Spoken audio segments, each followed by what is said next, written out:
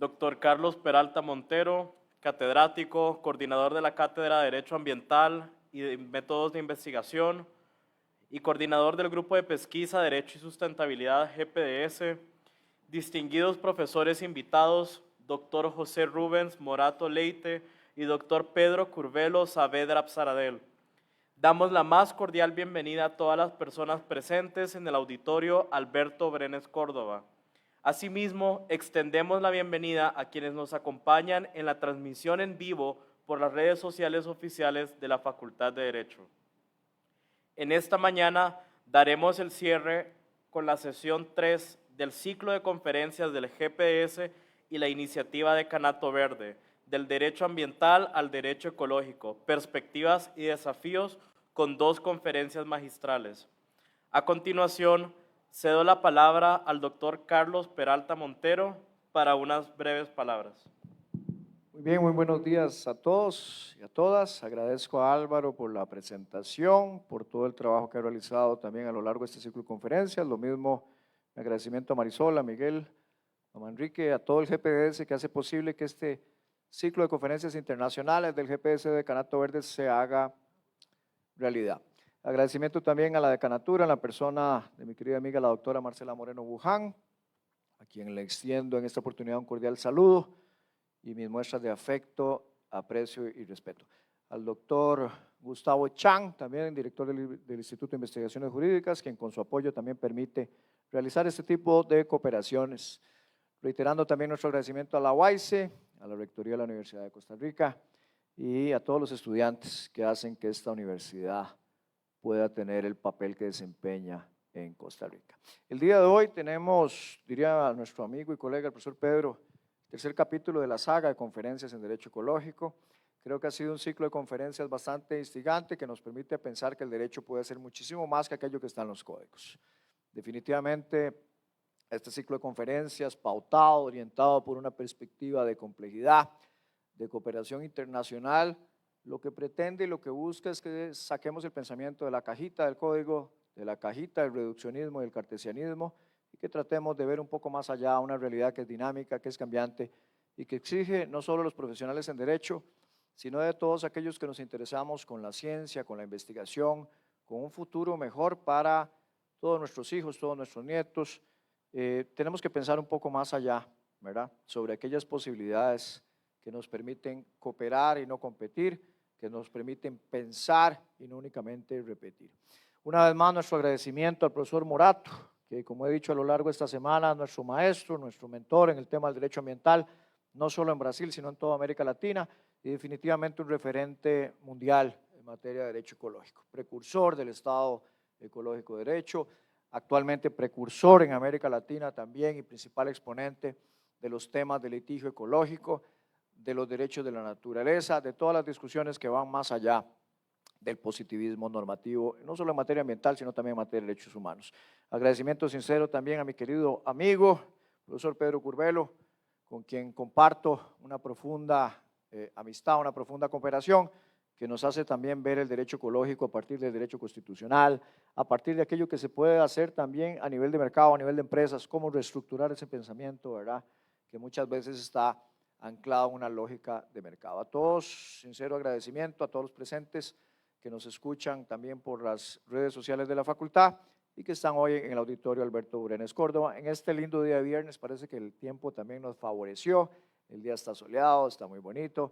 Posterior a la actividad que tenemos el día de hoy tendremos un pequeño refrigerio para agradecer, no tanto para despedir a los profesores, sino para agradecer y para que esto sea simplemente un hasta pronto, porque además las redes telemáticas de la pandemia nos permiten ahora estar prácticamente en contacto constante. Entonces esta semana es un primer paso para una cooperación que tiene que fortalecerse, que tiene que extenderse y que tiene que incluir no solo a docentes, sino también a estudiantes. Le paso la palabra al querido profesor Morato Leite, que hoy nos va a hablar sobre el Estado de Derecho Ecológico en el siglo XXI. Profesor, con usted la palabra.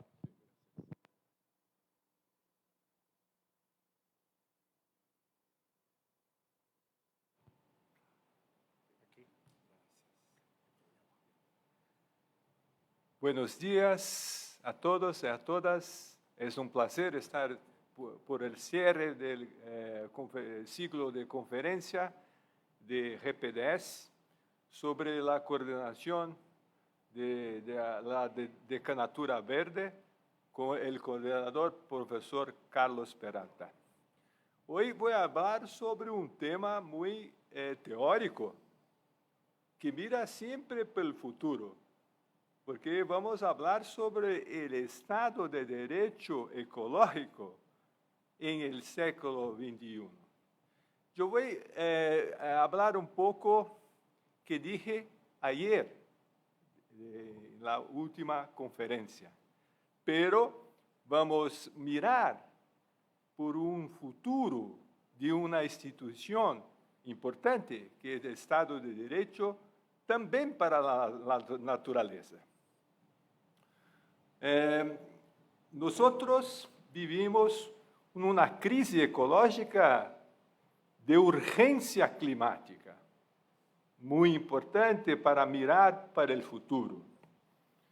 Vivimos ainda en una sociedad de consumo, hiperconsumo, que hay un creciente incremento de la población humana y también una mirada económica por un crecimiento ilimitado.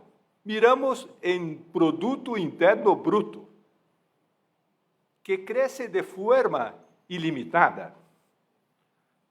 Y tenemos riesgos ambientales muy complejos, muy complejos.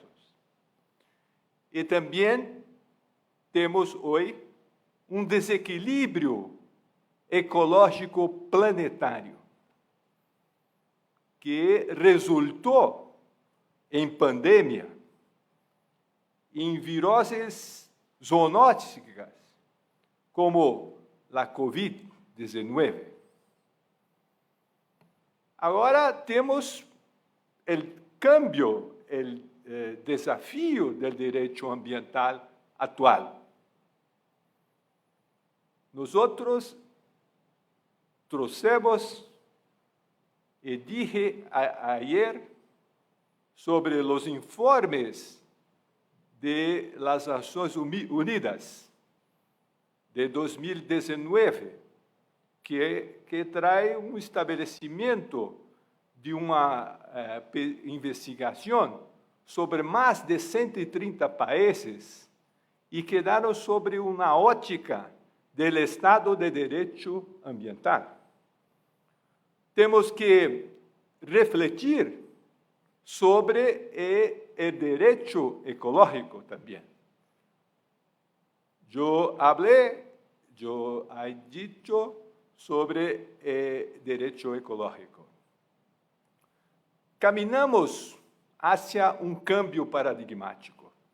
É novo desenho da crise ecológica que implica repensar os valores, apontar hacia uma perspectiva de solidariedade e um compromisso ético em relação com o sistema terrestre, a natureza, os bienes comunes, os pueblos originários e o futuro em relação para caminhos entre gerações.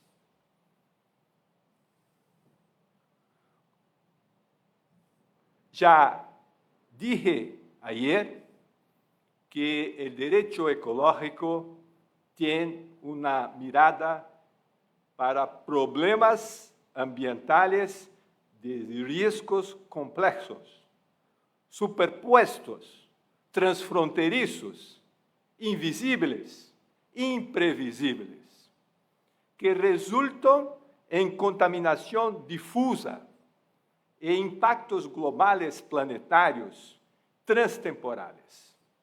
Então, o objetivo de direito ecológico normativo é reagir à era do antropoceno para proteger o condomínio da terra como fideicomissário das gerações presentes e futuras.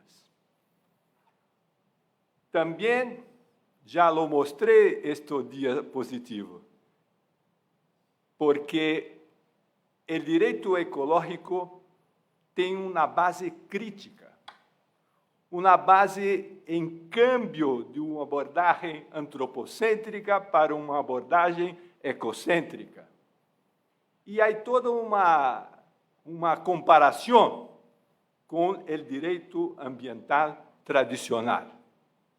Que es o direito ambiental tradicional privatista, porque hay un direito individual de la propiedad. Tenemos que cambiar todo esto.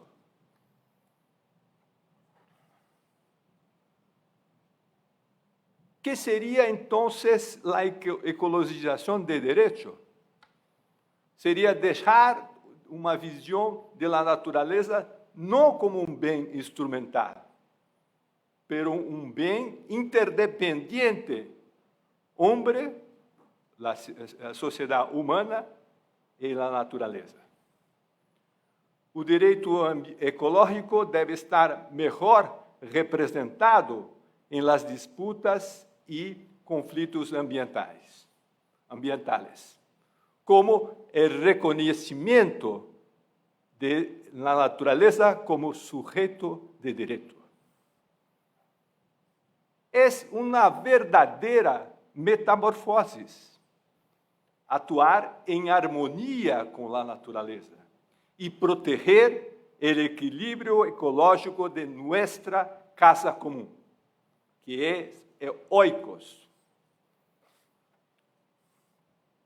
Como dice professor Boaventura de Souza Santos, repensar Estado de Direito ecológico exige uma transformação global, não só de los modos de produção, sino também o conhecimento científico, as formas de sociabilidade, e pressupõe uma relação paradigmática com a natureza que substituya la relación moderna. Una forma de mirar los cambios paradigmáticos, ya conocidos por la protección de derechos ecológicos de la naturaleza, de manera integrada con la calidad de vida de la comunidad de seres vivos. Estado de Direito tradicional. Vamos mirar por Estado de Direito tradicional. Em resumo, o Estado de Direito ecológico é o surgimento de uma crítica à permissibilidade institucionalizada da degradação ambiental. E a teoria tradicional do Estado moderno, que são incompatíveis com os retos atuais de caráter transfronteiriço, sistêmico, planetário e complexo.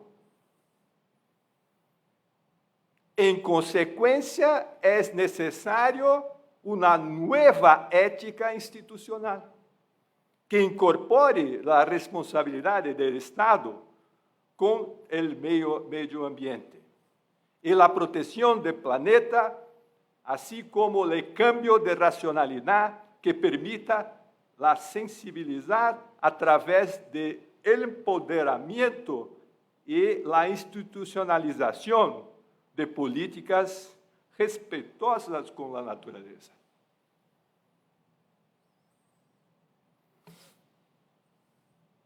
O Estado de Direito ecológico é uma construção teórica que se proyecta en el mundo real, aún con deber ser, ya que la dimensión estimula los poderes públicos y sirve de incentivo para que la opinión pública desarrolle aquele objetivo que aún no se ha alcanzado e que contrastam com a realidade que se deseja superar.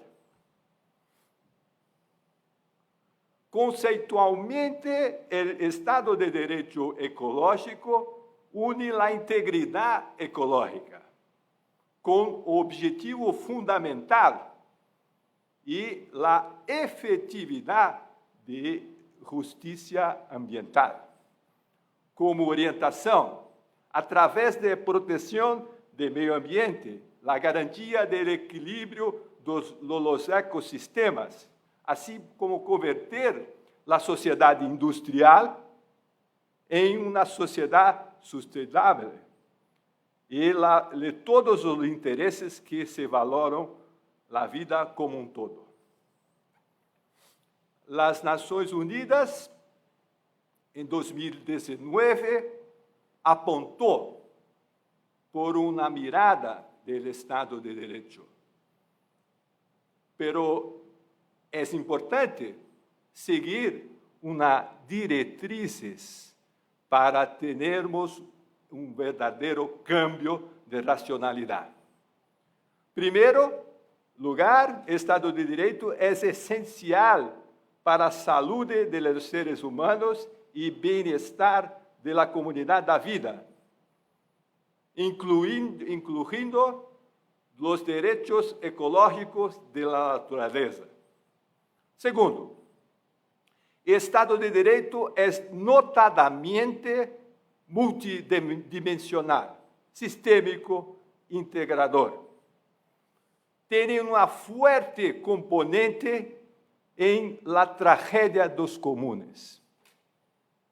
Porque, se olharmos mais allá, não teremos como viver em planeta Terra.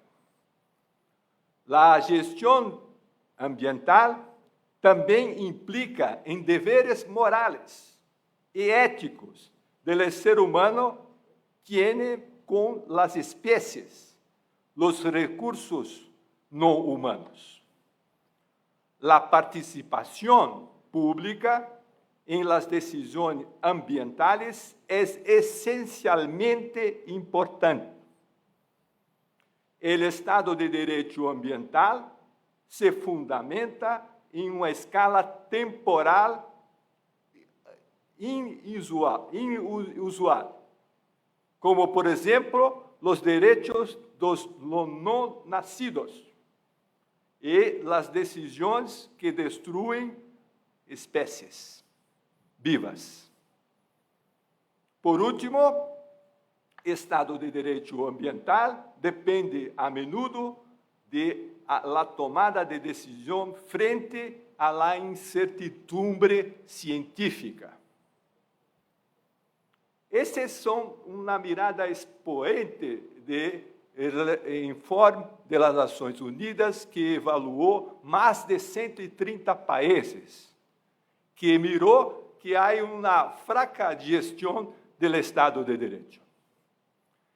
Quais são os elementos centrais do Estado de Direito ambiental?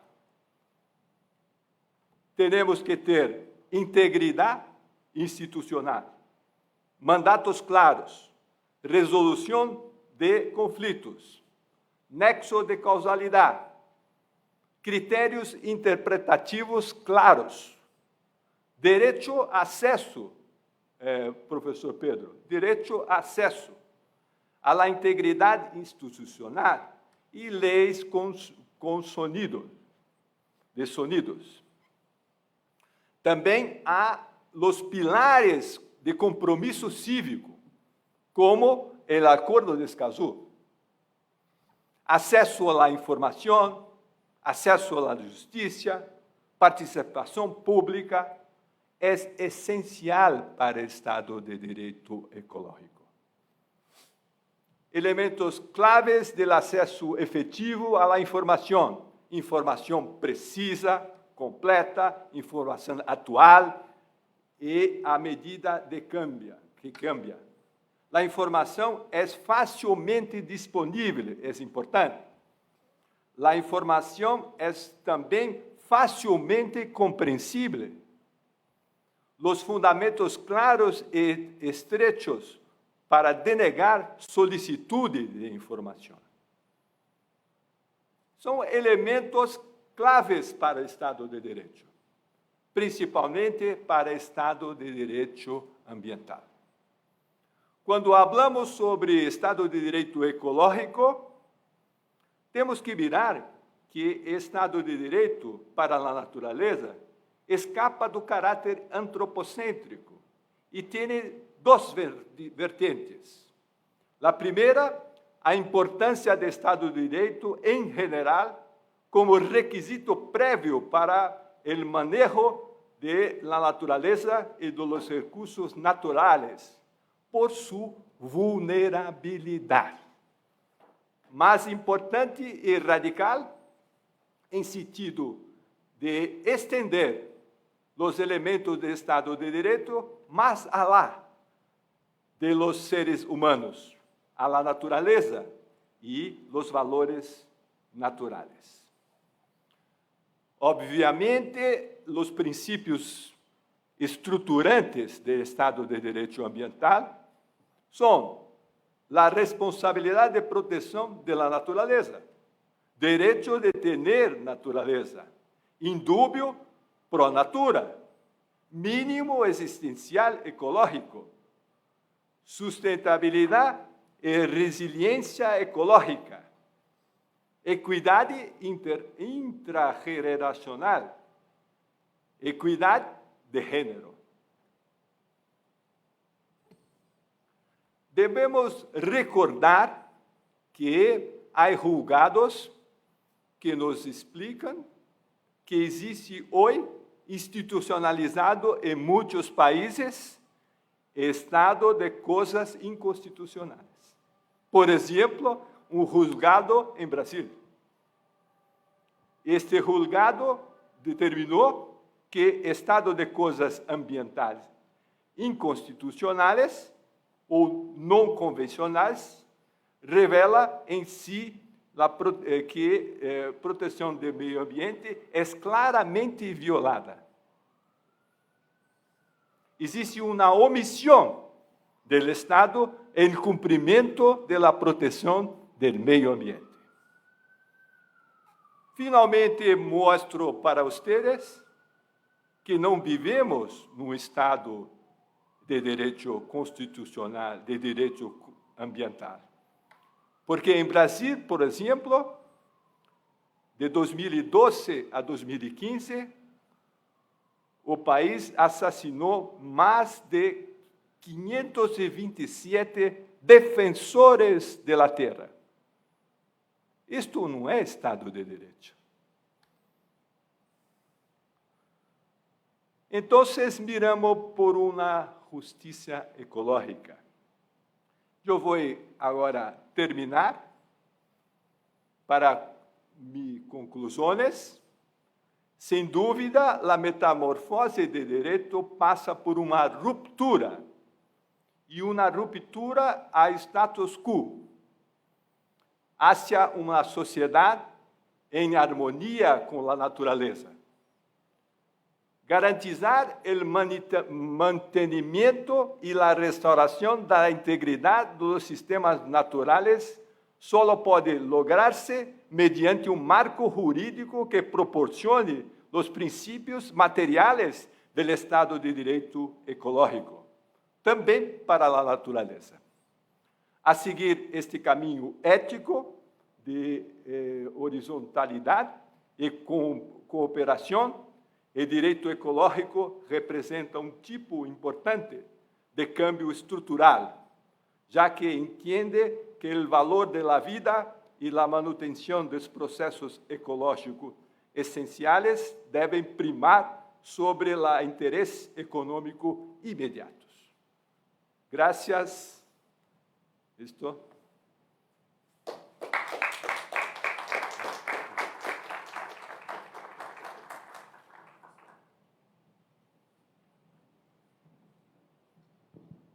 Bien, muchas gracias al profesor Morato, que con sus reflexiones definitivamente nos invita a pensar que algo no se discuta, no se debata o todavía no se analice con profundidad en Costa Rica, no quiere decir que no existe a nivel internacional, ¿verdad?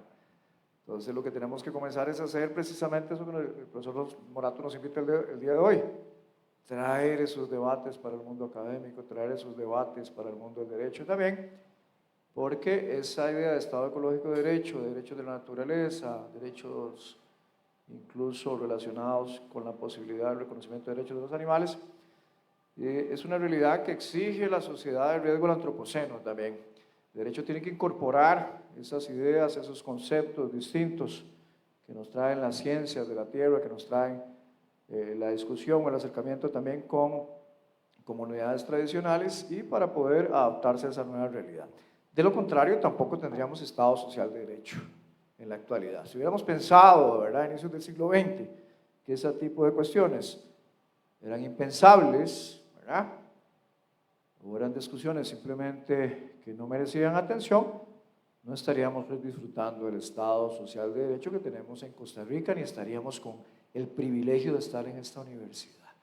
Entonces, de nuevo, tenemos que tener un pensamiento más prospectivo y no cerrar la visión muchas veces anclada en positivismos jurídicos que necesitan abrirse para el pensamiento complejo. Muy bien, muchas gracias, le reitero al profesor Morato el sincero agradecimiento, no solo de mi parte, no solo del grupo de pesquisa, sino estoy seguro también un agradecimiento que viene de toda la Universidad de Costa Rica, de toda la comunidad costarricense y latinoamericana por todas esas contribuciones que ahora también tenemos que resaltar algo. La producción académica es una producción que se hace de la universidad hacia la sociedad y posteriormente compartiremos la próxima semana diversas obras, ¿verdad?, de estos queridos amigos y colegas que son gratuitas. El conocimiento tiene que ser gratuito. Entonces los libros que vamos a disponibilizar son gratuitos, son digitales y tienen que ser replicados a toda nuestra comunidad académica y a la sociedad. Tenemos un papel fundamental en la universidad de no creer que estamos en un Olimpo académico y más bien llevar todo lo que aprendemos y tratar de difundirlo lo más que se pueda en la sociedad costarricense y sobre todo en las futuras generaciones. Está ese trabajo de base de educación ambiental que tiene que hacerse desde la escuela, para que tal vez, quién sabe, en un futuro próximo no protejamos el medio ambiente porque nos sancionan, porque nos cobran un tributo o porque nos pagan en un PSA, sino porque entendemos que somos parte de la naturaleza, que somos parte de algo muchísimo más grande, que es lo que nos permite en el fondo nuestras libertades, que es lo que nos permite nuestros derechos. Nuestros derechos no existen en una bola de cristal, ellos forman parte de un entorno muchísimo más grande. Le doy la palabra al querido amigo y colega profesor Pedro Curbelo, que nos acompaña, como les hemos comentado, a la Universidad Federal Fluminense del Estado de Río de Janeiro, la Universidad Federal Fluminense que queda en Niterói, en el Estado de Río de Janeiro, y ahora él va a hacer también el cierre de su ciclo de conferencias. Muchas gracias, profesor, y quedamos atentos a lo que usted nos pueda indicar el día de hoy.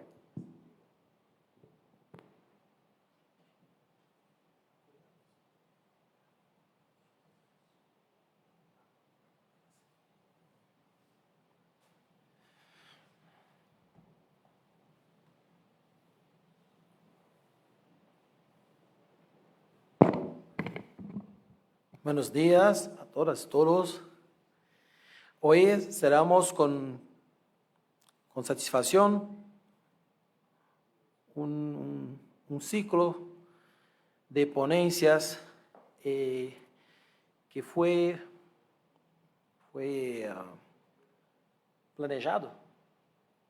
planeado con mucha dedicación por el profesor Peralta. Me gustaría una vez más de decir que fue un honor estar aquí con ustedes y decir que estoy muy agradecido a la Universidad de Costa Rica, al Decanato Verde, a la directora Marcela Moreno Buján, al profesor Peralta, que es un amigo, y tenemos muchas cosas en común, compartimos cosas buenas como por ejemplo el derecho al medio ambiente, la investigación académica y claro, no podría olvidar el equipo de fútbol Flamengo.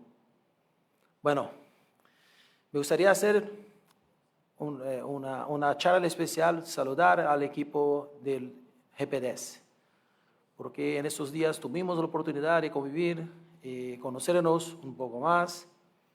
Gracias por la manera como ustedes nos han acogido, recibido. Ojalá que podamos recibirles en Brasil muy pronto. Bueno, hoy, como había dicho en el primer día, vamos a tener el último episodio de la trilogía que sería en aquella antigua de Star Wars, El Retorno de Jedi. Pero si ustedes se acuerdan bien, el último episodio de una trilogía no significa que la historia acabó. Significa que vamos a tener otras trilogías por delante. Porque el mundo demandará de ustedes cambios. El mundo ya demanda que el derecho sea distinto, que el derecho salga de las cajitas y tenga una interacción con otras disciplinas, ciencias.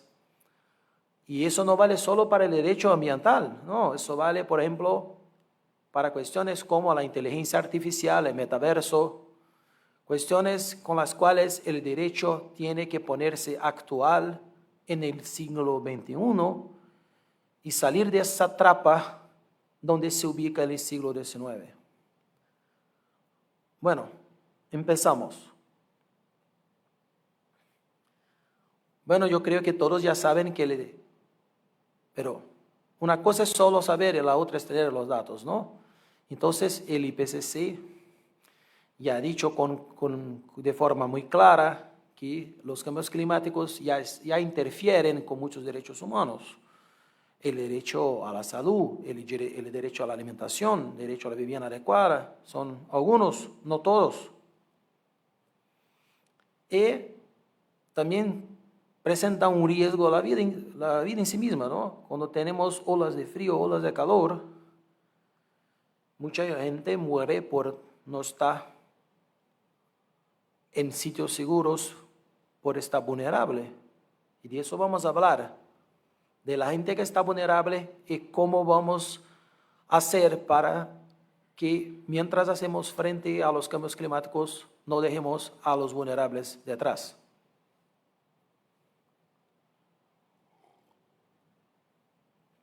Yo creo que ustedes ya saben también que los vulnerables generalmente son los ancianos, los niños, las mujeres. Pero no solo hay que comprender lo que en Brasil ya estamos describiendo como relaciones de interseccionalidad. Es decir, un ejemplo que si en situaciones situaciones marginales están expuestos ancianos, mujeres y muchas veces personas que no son blancas, por ejemplo, cuestiones con el racismo ambiental. Imaginen ustedes que hay personas que están al mismo tiempo llenando los perfiles conjuntamente. Una señora que sea anciana y que no sea blanca, que sea indígena, ella está como triplemente expuesta. Y eso hay que tomarse en cuenta porque esta persona necesita de una protección efectiva y, claro, garantizada con respecto a los otros. Nosotros acá, muchos de nosotros tenemos el privilegio de tener siempre comida, estamos en la universidad, estamos aquí compartiendo conocimiento, no todos tienen la misma oportunidad y no hay que dejar a nadie detrás. Ese es un reto importantísimo con el cambio climático. Y quiere decir que las dichas generaciones de derechos humanos no pueden implementarse dejando a las otras detrás. Por eso que en Brasil algunos doctrinadores prefieren hablar de dimensiones de derechos humanos y no de generaciones, porque uno puede pensar que una generación es más actual que la otra, que una generación va a sustituir a la otra, sino que no pasa eso. Necesitamos de los derechos sociales, de los derechos de todas las generaciones o dimensiones al mismo tiempo, para que hagamos frente al cambio climático de manera justa. Entonces, aquí tenemos algunos mensajes del Alto Comisariado de Naciones Unidas acerca de los cambios climáticos. Por ejemplo, prevenir consecuencias perjudiciales de los cambios climáticos en los derechos humanos, asegurar que todas y todos tengan las capacidades necesarias para adaptarse, asegurar la equidad en la acción climática. Ustedes ya saben que eso está en el Acuerdo de París, pero Naciones Unidas está desarrollando muchísimos documentos para reforzar esas nociones. Entonces, hay este documento de Naciones Unidas del 2021 que se llama Preguntas sobre el Cambio Climático. Es un documento muy didáctico, muy sencillo, y que justo es para hacer que la información se pueda disponerse de forma más clara a lo grupo más amplio posible. Entonces, hay una pregunta que es, ¿qué es el enfoque del cambio climático basado en los derechos humanos? Yo he hecho hincapié, subrayado 3 cosas. Se habla de la justicia climática. Entonces, esto quiere decir equidad respecto de los derechos humanos y cooperación y solidaridad. Se habla de los vulnerables, que deben ser protegidos, tener sus derechos garantizados, tener acceso a las medidas de adaptación y resiliencia y recibir el apoyo. Y puntito, porque hay más, ¿no? No cabe todo acá. ¿Y cómo hacerlo? Maximizando la inclusión, la participación y la igualdad. Y aquí, si uno mira con atención, va a ver que está la trilogía. Están las 3 ponencias que hemos tenido, la de justicia climática, la de hoy los vulnerables y la del Acuerdo de Escazú, de los derechos de acceso. Está todo interligado. Y eso no es la opinión del prof.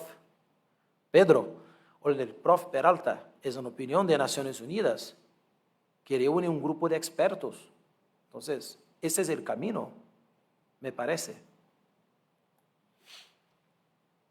Pero si uno todavía no está convencido, uno va a decir, no, prof, yo quiero ver algo más real, ¿no? Yo quiero ver un acto normativo. Yo quiero ver un acto que tenga el perfil de derecho. Entonces, listo pues, vamos a mirar resoluciones del Consejo de Derechos Humanos de las Naciones Unidas, el Human Rights Council. En el 2019, expidió una resolución, la 4121, que dice, entre otras cosas, exhorta a los estados que tengan en cuenta, entre otros aspectos, los derechos humanos en el contexto de la Convención de Marco de las Naciones Unidas sobre el Cambio Climático. Y usted puede decir, eso todavía no es bastante, prof. ¿Dónde están los vulnerables? Hay que haber algo más específico acerca de los vulnerables. Listo pues, ahí vamos. Tenemos la resolución 4724 del 2021. Y a ver qué dice. Exhorta además a los estados a que elaboren, refuercen y apliquen políticas para proteger los derechos de las personas en situación de vulnerabilidad en respuesta al cambio climático. Y además, puntito viene, refuercen y apliquen políticas encaminadas a promover la participación efectiva de las personas en situación de vulnerabilidad. Es decir, si uno es vulnerable, no quiere decir que yo tenga que decidir todo por él o por ella. Yo tengo que involucrar a los vulnerables, darles voz para que sean oídos y para que las políticas puedan hacerse con respecto a su opinión, al menos tomarse en cuenta, es lo mínimo que se tiene que hacer, de forma motivada.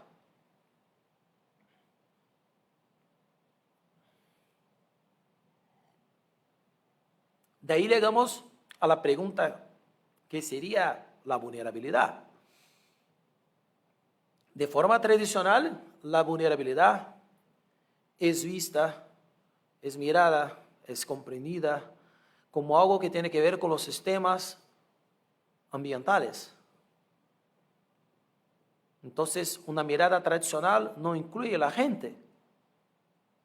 pero hay muchas miradas posibles y eso depende, claro, de las gafas que uno utiliza, ¿no? Si estoy sin gafas, por ejemplo, no veo ustedes, está todo borrado, pero si pongo esas gafas, puedo mirarles mejor. Y así es con las disciplinas, con las ciencias. A veces uno tiene que cambiar de gafas para mirar mejor. Y a veces uno tiene que poner muchas gafas, porque, por ejemplo, si esa solo vale para la miopia y yo tengo el astigmatismo y no está todo en una, tengo que poner dos lentes, una tras la otra, para que pueda mirarlas bien. Entonces, podemos decir, en línea con Lampis, que hay tres formas principales de comprender la vulnerabilidad mientras hablamos de políticas públicas. Las políticas públicas tienen en cuenta en alguna medida la noción de vulnerabilidad. Por ejemplo, el marco de Sendai sobre los riesgos de desastres naturales, que no son en verdad solo naturales, pero eso es una otra cuestión. El primer enfoque es el enfoque riesgo-amenaza, es un enfoque de las ciencias duras, de las ciencias exactas, está basado en la teoría de los sistemas. El segundo enfoque es un enfoque de las ciencias sociales, la construcción social de riesgo, es decir, que los riesgos pasan en sociedades que tienen una vulnerabilidad que no puede atribuirse solamente a cuestiones naturales. Y el tercer enfoque, que es el enfoque que nos parece el más actual, es el enfoque que mezcla los dos, el enfoque integrado. A ver, empezamos con una definición del Atlas de México para el cambio climático. Es un documento que está en línea, entonces, como muchos que estoy usando, y después, si no encuentran, les puedo enviar, ¿no? Dice que la vulnerabilidad de un sistema, entonces, cuando se habla de un sistema, en principio estamos volcados a la primera visión, al primer enfoque. Entonces la vulnerabilidad es igual a E plus más S menos CA, donde E es la exposición, por ejemplo, huracanes, lluvias torrenciales, inundaciones, deslaves, sequías e incendios forestales. Esto se suma con el S de la sensibilidad, o sea, hay sitios que están más expuestos, más sensibles a estos eventos. Países que están en baja altitud, por ejemplo, y que no tienen su vegetación nativa en la costa, están más expuestos a inundaciones, por ejemplo. Países que suelen ocupar los lados de los ríos sin respetar una distancia mínima, y eso pasa en Brasil y en muchos sitios, están más expuestos cuando hay inundaciones igual. Y de eso se saca la capacidad adaptativa, es decir, la capacidad que un sistema tiene de adaptarse. Por ejemplo, la Amazonía tiene un punto de no retorno, y estamos acercando de este punto, que va a sacar la capacidad adaptativa del bosque de recomponerse por sí solo. Y eso quiere decir que se pondrá en riesgo el propio bioma amazónico. Después, o antes, a ver. Sí, en la misma página. El Atlas hace una referencia que nos permite mirar, quizás sea un enfoque integrado. Dice, la vulnerabilidad no solo depende de las condiciones climáticas adversas, sino también de la capacidad de la sociedad de anticiparse, enfrentar, resistir y recuperarse de un determinado impacto. Si una sociedad tiene una gestión ambiental, una gestión seria de riesgos, tendrá una capacidad mayor de adaptarse, de prevenir y de recuperarse en comparación con una otra sociedad que no tiene esta gestión instituida, permanente y capacitada.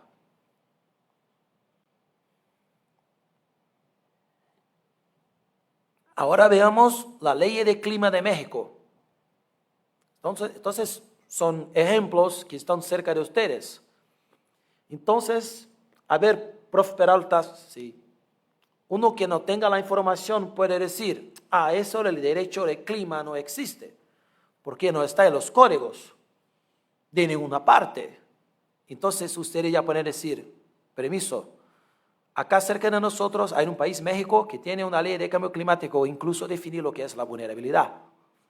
Lo que estamos debatiendo acá con ustedes ya es una realidad. Y esa realidad se va a imponer por la necesidad, la urgencia del cambio climático. Y eso va a pasar. Y ustedes han que estar preparados. Ustedes van a estar seguros. Ustedes que están acá con nosotros esos días. Y esa es la misión, el rol importante que tenéis. A ver, la Ley General del Cambio Climático de México dice que vulnerabilidad ese nivel que a un sistema es susceptible o no es capaz de soportar los efectos adversos del cambio climático, incluida la variabilidad climática y los fenómenos extremos. La vulnerabilidad está en función del carácter de magnitud y velocidad de variación climática a que se encuentra expuesto un sistema, su sensibilidad y capacidad de adaptación. Acá me parece que estamos con el enfoque de riesgo-amenaza. ¿Sí? El desafío es traer un enfoque integrado. Miren que una vez más tendremos que integrar y no separar en las cajitas. Integrar el derecho que garantiza a los vulnerables su dignidad. Integrar eso con los datos de las ciencias duras exactas del cambio climático para que se puedan hacer políticas públicas adecuadas. Por ejemplo, la OEA, ayer tuvimos la oportunidad de visitar la Corte Interamericana, que fue una visita maravillosa. Aquí en Costa Rica yo creo que, no sé si se podría decir una visita muy chiva, ¿no? Fue una visita muy alegre, y hemos aprendido muchísimo, ¿no? Miren ustedes que la OEA ya se preocupa con el cambio climático, está con una consulta, una opinión consultiva en la Corte Interamericana que justo habla de los cambios climáticos, y la propia OEA ya tiene documentos que están hablando de eso. Entonces, ha proponido, la OEA dice que la Asamblea General de Naciones Unidas, no encontré el documento, pero tengo que buscar con más calma, aprobó la resolución 76-203 que estableció un panel de expertos para finalizar el marco y recomendar la implementación de un índice de vulnerabilidad multidimensional. Esto me parece decir que será un enfoque integrado. Vean ustedes, Naciones Unidas está muchísimo preocupada con eso. Cuando hablamos de América Central, es la que incluye Panamá, ¿verdad? ¿Lo acerté? ¿Sí? Sí. Perdón que estoy todavía me acostumbrando con algunos conceptos, ¿no? Entonces, cuando se habla de América Central, Viguera et al. Van a decir que es una de las regiones del mundo más vulnerables al cambio climático, por ser un istmo estrecho entre dos continentes. Situado entre los océanos de Pacífico y Atlántico, una zona con alta exposición al cambio climático y a los eventos extremos como huracanes, sequías y el Niño. Por acá creo que el invierno está haciendo mucho sol, ¿no? Puede ser que sea el Niño y puede ser que mucho de eso se va a profundizar con los cambios climáticos. Y eso puede perjudicar a la producción de alimentos. Y luego la seguridad alimentaria y luego muchos otros derechos. Conforme la OEA, los cambios ambientales afectan seriamente a los residentes rurales de Centroamérica. Guatemala, por ejemplo, y El Salvador están entre los 15 del mundo más expuestos a los desastres naturales, especialmente terremotos y sequías. y eso hace con que la gente se desplace de forma forzada. Son las inmigraciones irregulares. Entonces, es necesario que miremos a la gente, que miremos a las personas. Y cuando hacemos eso, vamos a comprender que están grupos más vulnerables unos que los otros, que se ubican en situaciones parejas. Muchas veces en el mismo barrio hay gente que está en viviendas adecuadas y gente que no. Hay gente que está en viviendas que están en buenas áreas y gente general más pobre que está en zonas de riesgo. Hay inundaciones, deslizamientos, deslaves, etcétera, etcétera, etcétera. Los grupos marginados suelen tener la menor capacidad de adaptación, por eso necesitan atención especial.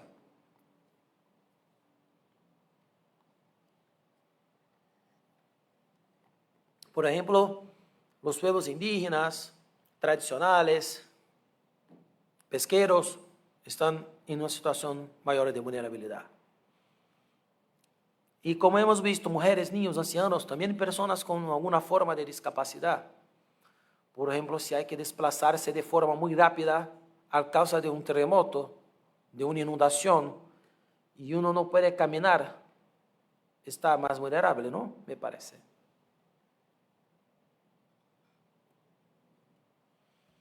Ejemplos, en zonas con sequías, aquellos que no tienen muchos recursos, si las sequías son habituales y se hacen cada vez más intensas con el cambio climático, esas personas van a estar más y más vulnerables porque su producción de alimentos para consumo propio no va a funcionar, porque va a faltar lluvia,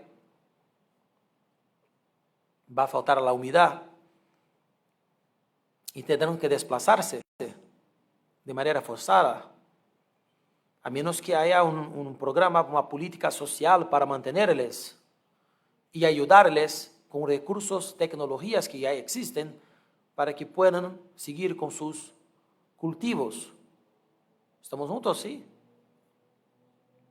Del otro lado, en los sitios donde hay mucha lluvia, a ver, unos sitios donde hay mucha lluvia. A ver, está lloviendo siempre. Esas lluvias parece que van a meterse con más frecuencia y cada vez más intensidad. Entonces, si no hacemos medidas de mitigación y también de adaptación, las personas que están en zonas de riesgo van a sufrir más y más y más y más, hasta un punto que tendrán que desplazarse de manera forzada, porque su casa va a ser recogida por un río, una inundación, o entonces cubierta por un deslave o un deslizamiento. Eso suele pasar mucho en Brasil, es una pena. La gente que está pobre, ya tiene poco, solo puede vivir ¿dónde? En zonas de riesgo. Todos los años, en la época de las lluvias, hay una inundación de río. ¿Qué pasa? La gente que ya tiene poco pierde todo lo que tiene. Muebles, comida, utensilios, todo. Y eso pasa con mucha gente pobre todos los años. ¿Por qué no tienen sus derechos humanos, por ejemplo, de vivienda adecuada garantizados? Y yo creo que nosotros, desafortunadamente, estamos empezando a mirar esto como algo habitual, natural, pero no lo es. Y hay que cambiar. Porque el cambio climático nos exige eso más y más, porque eso va a pasar más y más, con más y más frecuencia. Y eso afecta a toda la sociedad. Los pueblos indígenas, según la Oficina Internacional de Trabajo, la OIT, están entre los más expuestos también, porque los cambios climáticos y la contaminación de sus sitios hace la erosión de los medios de vida, de sus medios de vida que están basados en los recursos naturales de forma muy directa. muchas veces residen en zonas mucho expuestas. Por ejemplo, los pueblos que están en los bosques, que están siendo desforestados y que ya están sufriendo con las consecuencias de los cambios climáticos, del calentamiento global. Eso hace con que muchos se desplacen de manera forzada hacia las zonas urbanas, donde tan pocos son recibidos, y se ponen de manera marginal, y se ponen en las calles pidiendo plata, por ejemplo,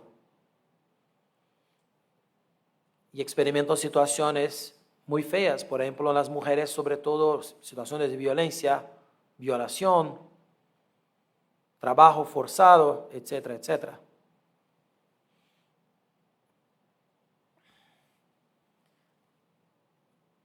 Entonces, ¿cómo estamos mirando, cómo estamos pensando juntos esos días? Hay que hablar de derechos humanos cuando uno habla de vulnerabilidad y cuando uno habla de los cambios climáticos.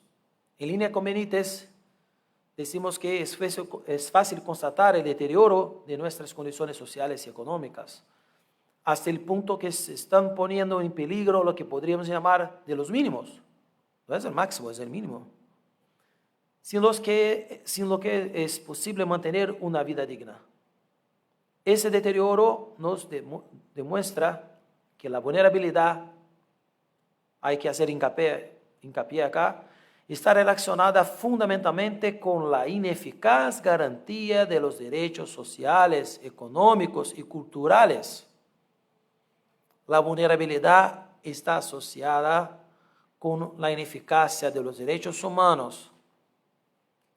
Y sobre eso tenemos cosas positivadas, incluso un pacto de derechos humanos. ¿Y dónde se firmó? El Pacto de Derechos Humanos de San José de Costa Rica, me parece, ¿no? Está ahí, todavía en vigor. Entonces, por ejemplo, es el caso de la falta de seguridad alimentaria en zonas que conviven con sequías, o la falta de viviendas adecuadas, o que estén en áreas de riesgo en zonas que suelen tener lluvias intensas.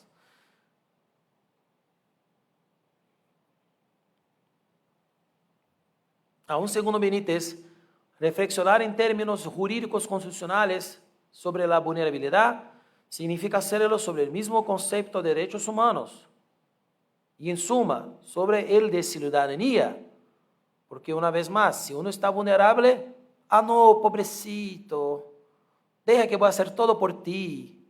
No necesitas hablar, no te quiero oír. Yo soy más capacitado y resuelvo todo sin tu ayuda. No, tengo que oír, tengo que escuchar y fijar atención, qué es lo que necesita usted, cuáles son sus necesidades, para que después pueda yo formular mi política pública. Eso es lo que debería pasar.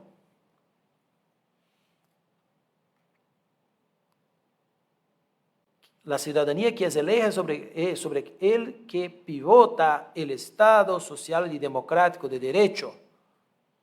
Ciudadanía que a su vez nos remite a la vigencia efectiva de la igualdad, no solo en su dimensión formal, sino también material.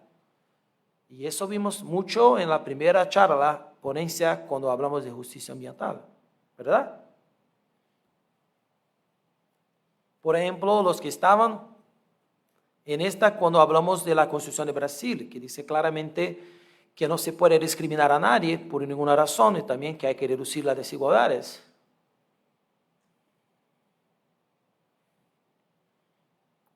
De acuerdo con la OEA, en un reporte de 2022, está recién, sus 4 pilares se encuentran amenazados por el cambio climático.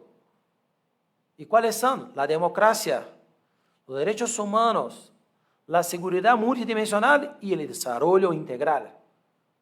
Los pilares de la OEA están amenazados por el cambio. ¿Quién dice? Ella misma ha hecho esta evaluación. El cambio climático y sus efectos están afectando a todos los estados miembros de la OEA. No hay ninguno que ha escapado. Todos están siendo afectados en alguna medida.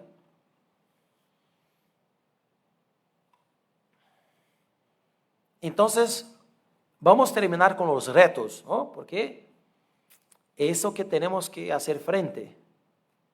Tenemos que hacer frente a los desafíos, a los retos, a las demandas urgentes que el mundo nos impone, consecuencia de las acciones de la humanidad propia, que se pone en riesgo.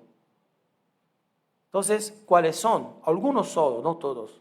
Algunos para que podamos hacer una reflexión. Reducir a la pobreza y la desigualdad.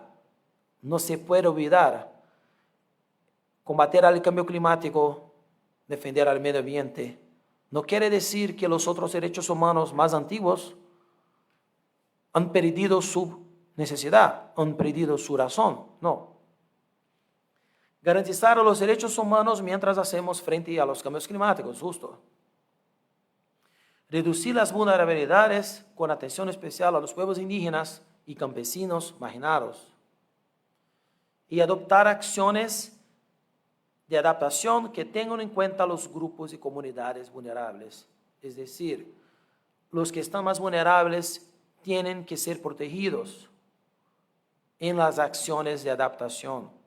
No puede hacer una adaptación volcada solo para unos y no para todos. Volcada solo para los que están ya con alguna plata y olvidar de los que están sin nada en la miseria. Bueno, acá yo traje algunas de las referencias de la bibliografía que yo he utilizado. Como dije, muchas de esas ya están como en línea. Si uno no las encuentra, pueden echarme en el medio que se las encamino, ¿no? ¿Cuáles son otras?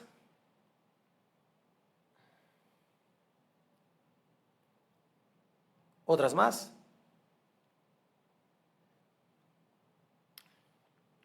Y bueno, me gustaría decir una vez más gracias por su atención.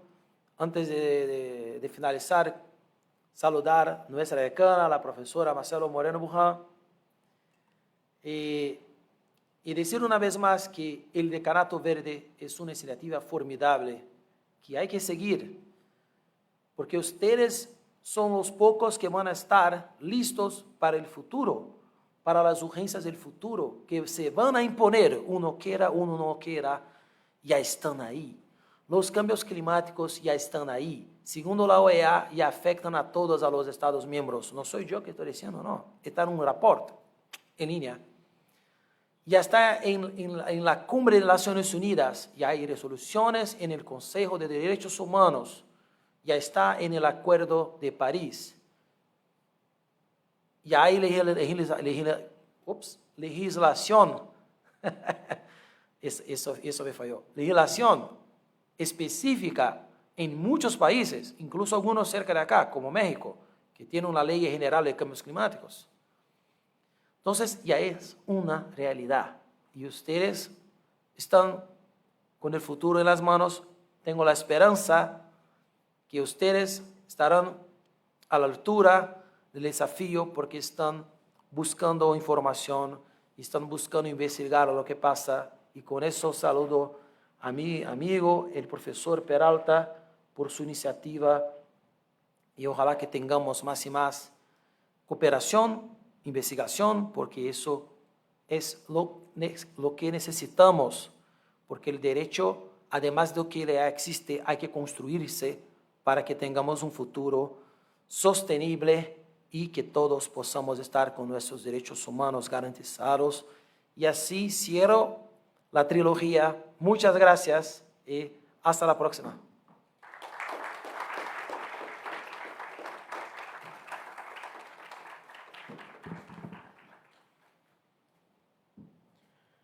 Agradecemos a los profesores Morato Leiche y el doctor Curbelo Saavedra por sus conferencias y su presencia en nuestra universidad. Con mucho entusiasmo invitamos a la señora decana, doctora Marcela Moreno Buján, a integrar la mesa principal de este destacado evento académico.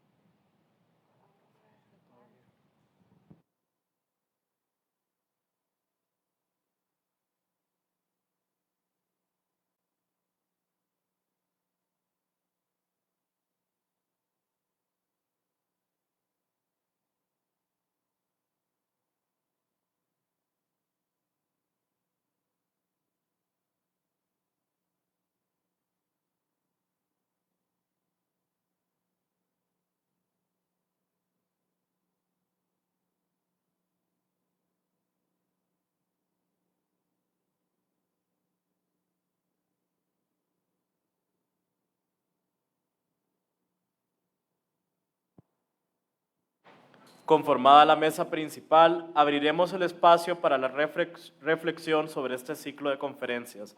Cedo la palabra al doctor Carlos Peralta, quien inaugurará el cierre de este evento. Muy bien, primero agradecerle a Álvaro, agradecerle profundamente a la querida amiga, señora decana de esta Facultad de Derecho, la profesora Marcela Moreno Buján, agradecerles a todos ustedes también por acompañarnos el día de hoy, las personas que también están asistiendo al evento por las redes sociales oficiales de la facultad, por el Facebook, y hacer unas palabras de cierre finales.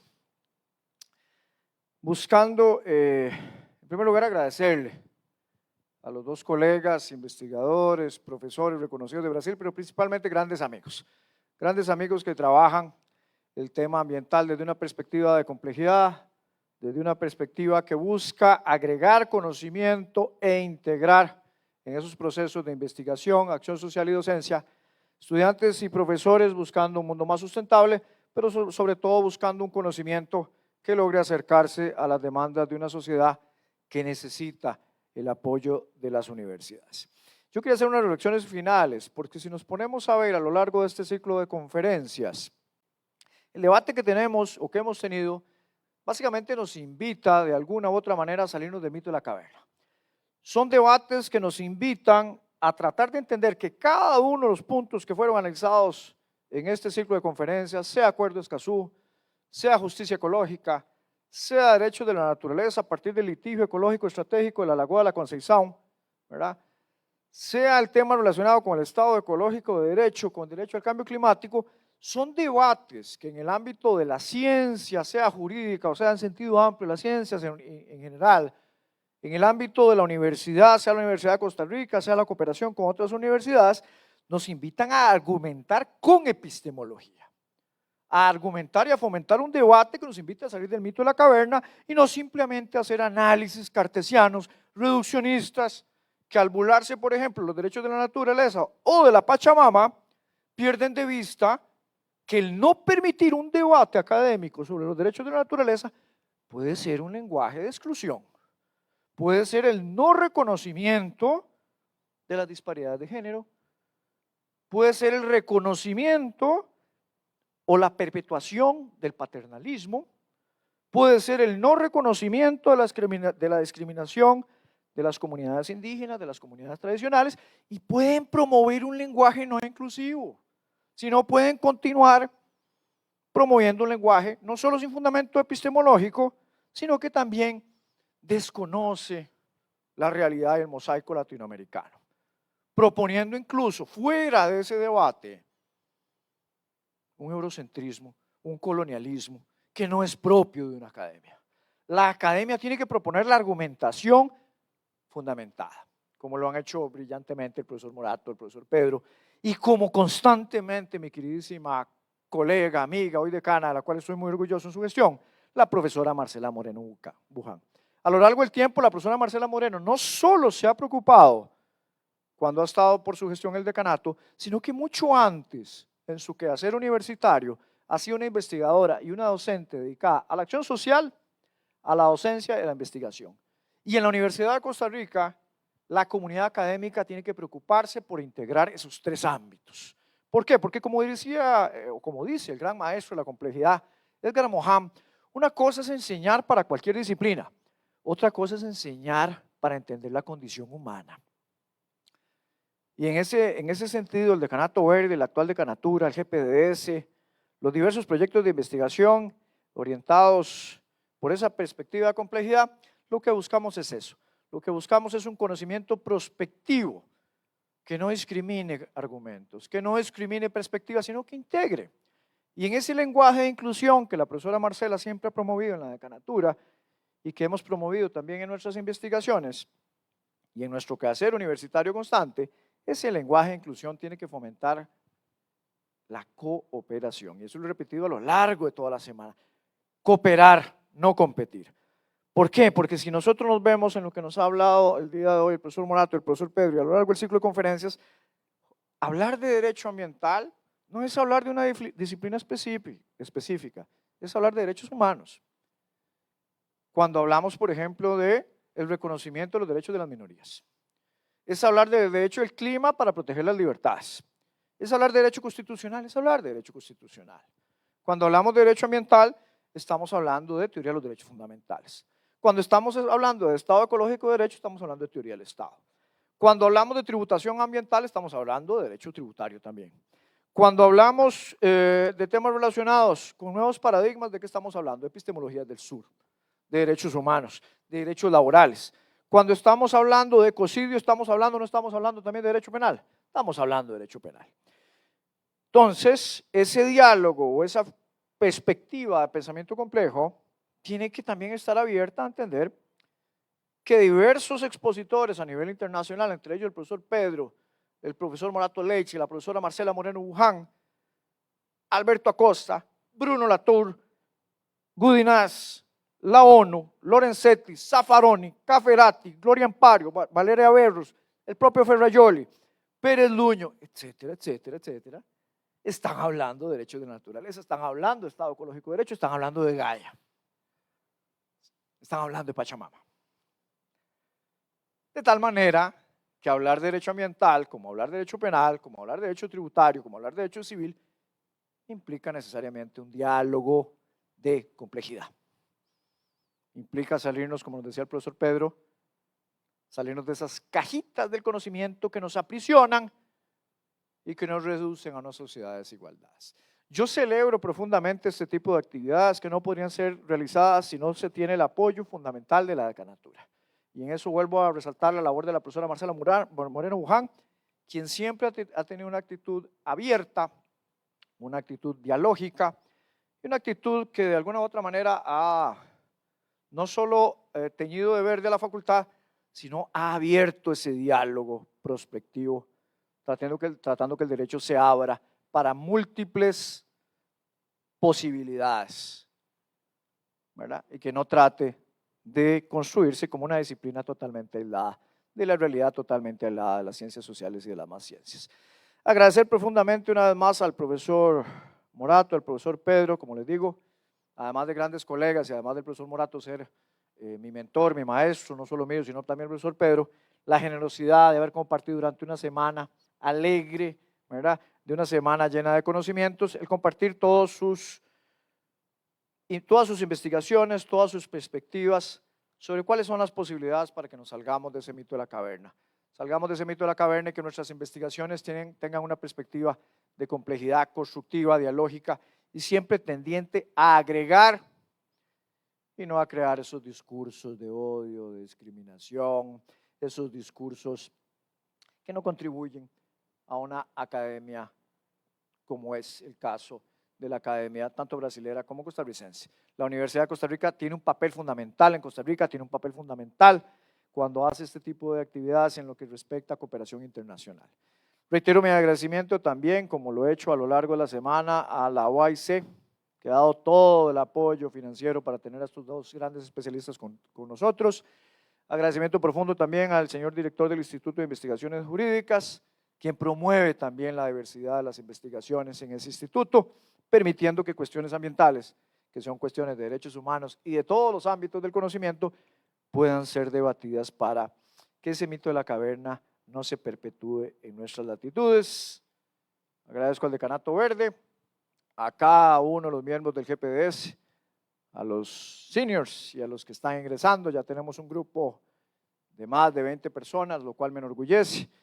Agradezco también, no solo como decana, sino también como investigadora del GPS, la profesora Marcela Moreno Buján, es investigadora del grupo de pesquisa, es líder del Observatorio de Derecho de la Ciudad, y en fin, agradezco a toda la Facultad de Derecho por permitir una semana de diálogos sumamente constructivos, y sin más preámbulo le doy la palabra, le devuelvo más bien la palabra a Álvaro para que haga la presentación de la señora decana, para que ella también nos pueda dar unas palabras en este día. Mi más sincero agradecimiento a todos y a todas, y esperamos que esta experiencia se repita más veces, pero no solo se repita en el auditorio, se repita en la sala de aula, porque tenemos que tener un efecto dominó, y ese efecto dominó implica que el conocimiento se produce dentro de la sala de aula, pero también afuera de la sala de aula, en el estudio de campo, en actividades académicas, y eso es una responsabilidad que no es solo de los docentes, es una responsabilidad solidaria y compartida, es una responsabilidad que también es muy grande para los estudiantes en el sentido de que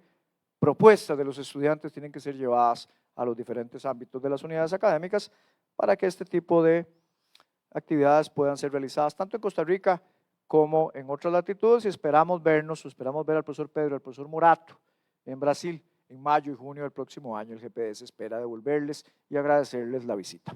Muy amables a todos.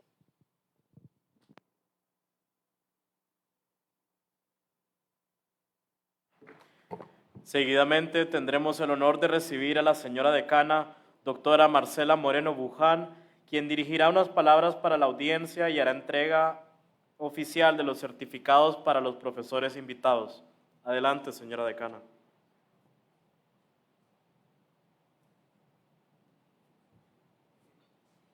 Tengan muy buen día, espero se encuentren muy bien. Profesor Morato, profesor Pedro, es un honor y un orgullo y también una alegría poder encontrarnos de forma presencial, que es algo que justamente nos permite en esta pospandemia que va y viene, ¿verdad? Porque todavía tenemos rebrotes de COVID, pero aún así en esta transición hacia la presencialidad me entusiasma mucho poder encontrarnos presencialmente, finalmente acá en nuestra casa, ¿verdad? En la Facultad de Derecho.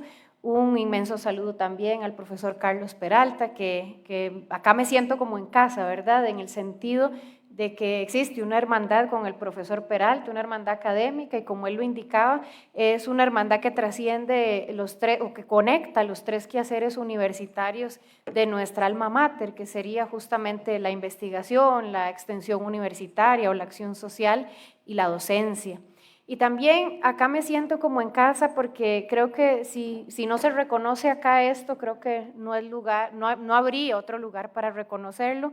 La academia brasileña ha sido sumamente generosa, en primera instancia con el profesor Peralta, y que el profesor Peralta también ha sido sumamente generoso conmigo para yo también sentirme incorporada en esa hermandad académica que existe con la academia brasileña y en representación específicamente del profesor Morato y del profesor Pedro. Es justamente en esa acción de confianza académica, de hermandad académica, en donde se puede ejercer una verdadera y genuina internacionalización. No una internacionalización en donde simplemente se ejerzan vínculos de manera superficial, sino que acá hay, como dice el profesor Peralta, una perspectiva epistemológica y también una cosmovisión de nuestro mundo actual y de las exigencias que nos impone el siglo XXI respecto al análisis de los desafíos o de los grandes desafíos jurídicos del siglo XXI.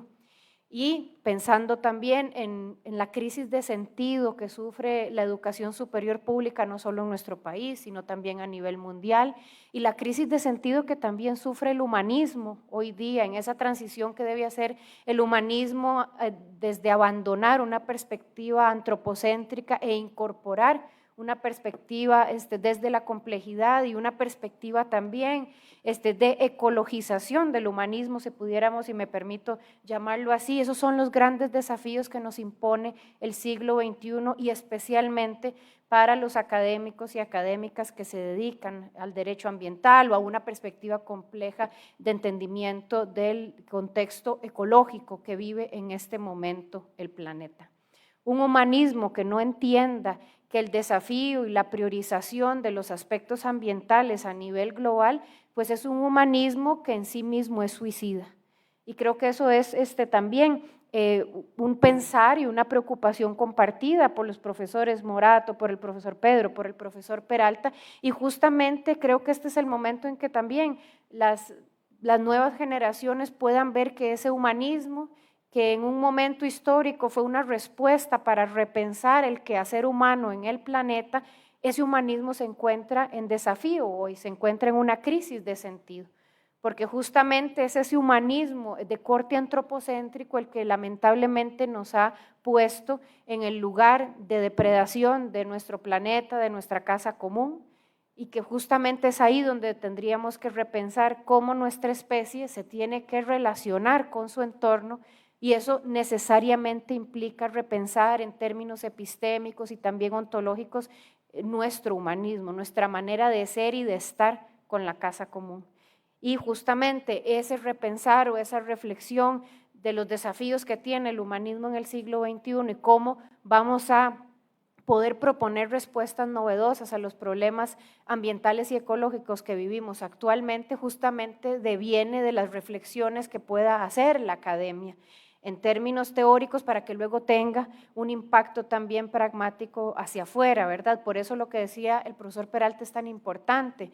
No puede reinventarse tampoco el humanismo únicamente desde una perspectiva teórica, sino que también requiere de ese diálogo y de esa interacción entre los diversos quehaceres universitarios.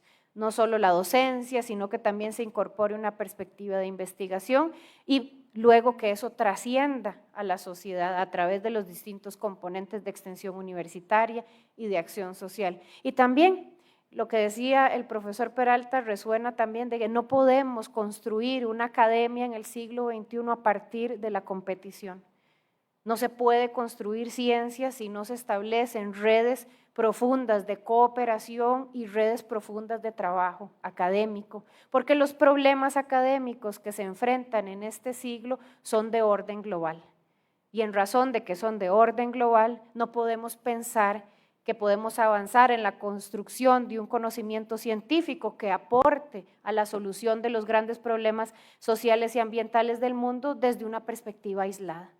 Por eso, el pensamiento que marca la hoja de ruta de esa construcción de conocimiento compartido y de esa cooperación académica y científica que debemos promover, el punto de partida lo marca indiscutiblemente el pensamiento complejo. Una perspectiva de pensamiento complejo es la que verdaderamente nos permite avanzar hacia la construcción de redes cooperativas para la solución de los grandes problemas y desafíos que enfrentamos como especie en este momento de la historia. Y bueno, decirles esto, me siento conmovida, me siento muy feliz de que finalmente podamos vernos, podemos compartir de manera presencial y que de ahora en adelante espero que logremos irle ganando la batalla pues a la pandemia y los efectos de la pospandemia para que estos encuentros sean cada vez más seguidos. Y tengan muy buenos días, muchas gracias.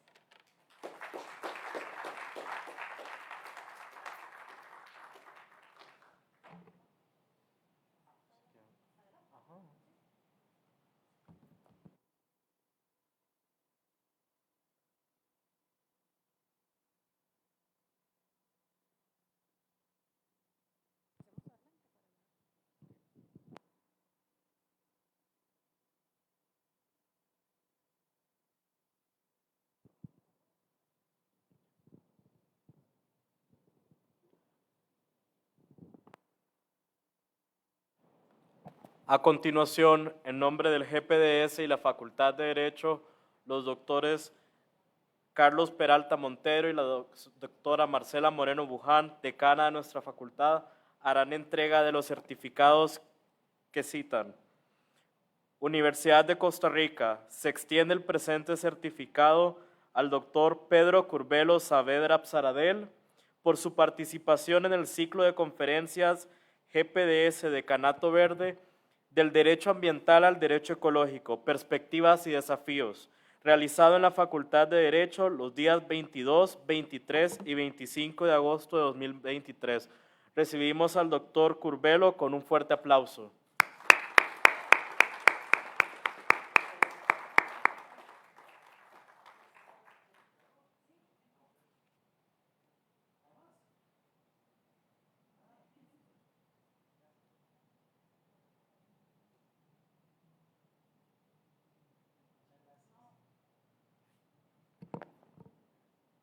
A continuación, llamamos al doctor Morato Leiche, a quien se le dará entrega del certificado que reza.